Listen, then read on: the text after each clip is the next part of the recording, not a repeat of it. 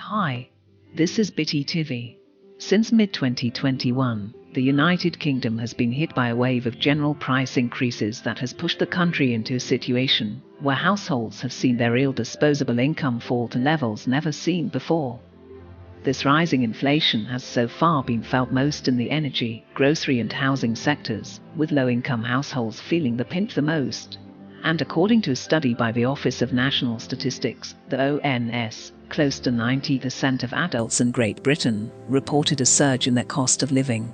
Despite a handful of government support packages already dished out to the population, the call for more and quicker actions by the government to do more keeps mounting from not only UK citizens, but also from political parties like the Labour Party, calling for a scheme to insulate 19 million homes across the UK in order to cut household bills.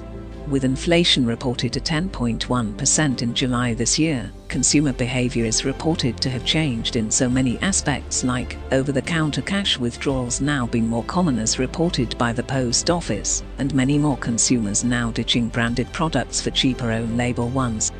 More on that in a minute. With the increase in energy prices now confirmed will keep rising, with inflation rate forecasted to increase to 13.1% by the end of the year, and with the Bank of England also predicting a fall in disposable income by 1.5% this year, then by 2.25% next year. How are you bracing for the worst in the days ahead? You want to know how to cope and survive these dark days? Then stay tuned and watch this video to the very end. This is BTTV.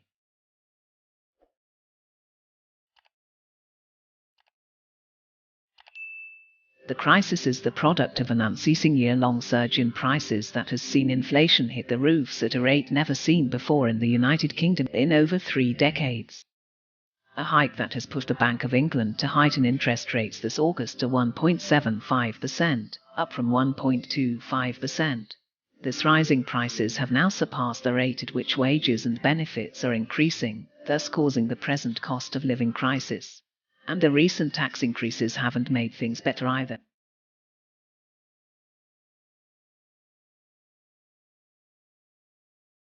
Gas is a very vital energy source in the UK. Nearly 8 on 10 households in England are heated by it. Gas prices soared because of heightened demand for gas from Asia, unexpected outages in liquefied natural gas production, the Russian invasion of Ukraine, Russia being a major supplier of European gas, and gas prices also increased because of gas storage supplies in Europe have depleted. Many advanced countries started reopening their economies again after the COVID lockdown, which caused demand of most goods to increase. With high demand came high prices.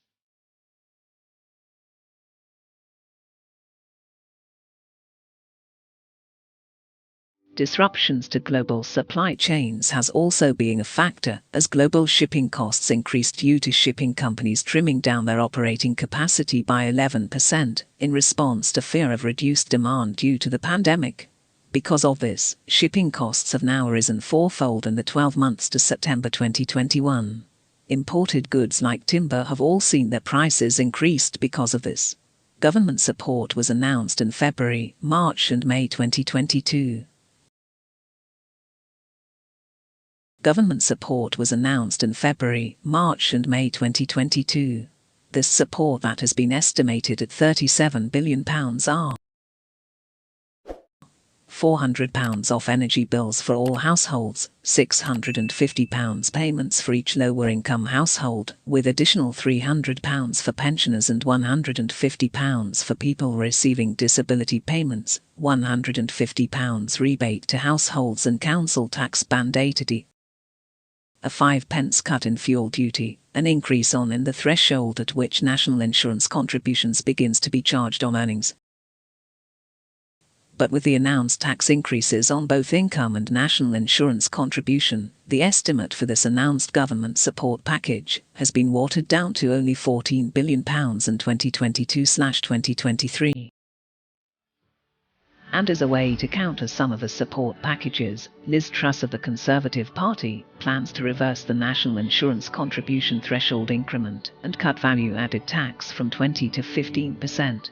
Other party leaders like Christine Jardine and James Murray have weighed in to support for more government response, which has so far been described as insufficient and timid. The call for the renationalisation of the energy sector in Great Britain has also intensified of recent. On the 26th of August this year, Ofgem, the government regulator for the electricity and downstream natural gas markets in Great Britain, announced that energy price cap would rise by 80% in October, a hike which has been condemned by citizens and political parties like the Liberal Democrats, the Labour Party and the Scottish National Party, the SNP. What's been particularly frightening this week is just how quickly forecasts have changed. This shows the energy price cap going back all the way to 2019. Now look, the light blue bars over here is what the cap was predicted to rise to last week. Pretty big numbers, but just look at how that forecast was updated this week. The prediction for January alone, that middle bar, jumped over £650. Now, the big jump here is partly explained by a change to the Ofgem methodology, but that won't make things any easier for the customers. If this increase in energy price cap goes unabated come October this year, the average household would pay £3,549 a year for their gas and electricity. A poll carried out by the Liberal Democrats show that 23% of Britons plan to take the drastic move of not turning their heating on because of this. Through this survey, 23% of respondents say they would be obliged to now use credit cards to pay bills.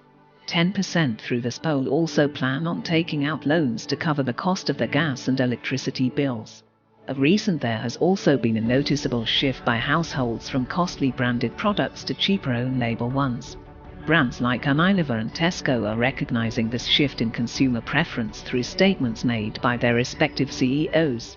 This new preference has thus boosted the percentage sales by value of groceries to 51.6%. Also, as per the Bank of England's Money and Credit Report for June 2022, borrowing on credit cards have also heightened, with an annual growing rate of 12.5%, making it the fastest growing pace since November 2005. Home entertainment has also risen, with Netflix announcing an increase in subscription fees from March in the UK. Amazon Prime is also planning to do same come 15 September 2022. Petrol prices attained a record hike of 189.5 pence per litre, compared to 132.6 pence per litre by the same time last year. The struggle to make ends meet when it comes to the cost of everyday living has never been this real.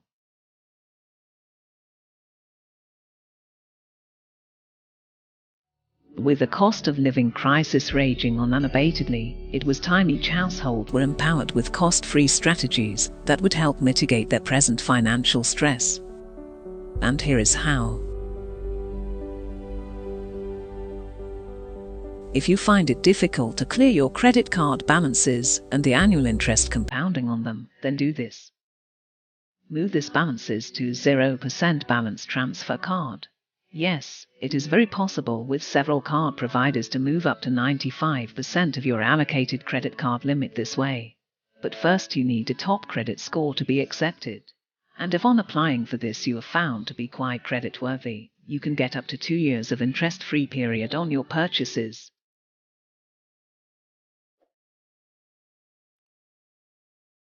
Before auto-renewing your annual insurance policy with the same provider for either your car or your home, it is good to first look around for cheaper options. There just might be cheaper ones out there that will permit you save more. And not to worry, it has always been quick and easy to switch.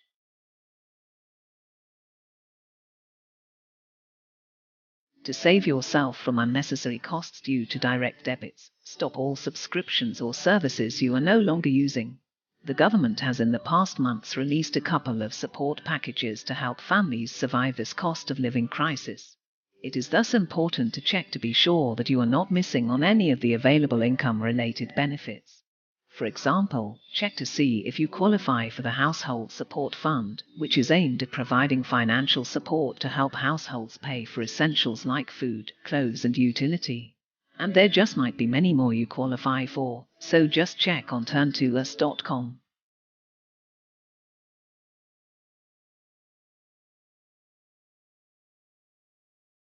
With many supermarkets now having free loyalty apps that you can use to scan and collect any redeemable points you are entitled to, it has never felt this necessary to have such apps and save more money. With that, we come to the end of this episode of Business and Technology. Before I leave you, how are you coping with the crisis? Leave a comment in the comment section below. I will be happy to read from you. Thank you for watching. Until the next episode. Peace.